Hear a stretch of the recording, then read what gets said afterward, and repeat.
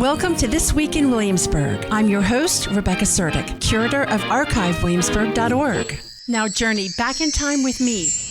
This week in 1906, Williamsburg receives its first professional photographer. Mr. Goodbar and his wife relocated here from Ohio to set up their studio on Duke of Gloucester Street. This week in 1908, a social was held at Ambler Farm. Proceeds were raised to benefit the church at Five Forks. The Ambler Farm is now the site of Jamestown Beach Event Park.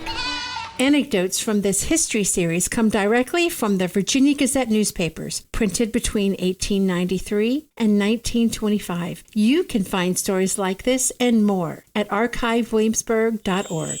Join me next time for another edition of This Week in Williamsburg, brought to you by archivewilliamsburg.org and the Williamsburg Old Time Radio Hour, your source for hometown history, online, on stage, and on the air. I'm Rebecca Suerdieck.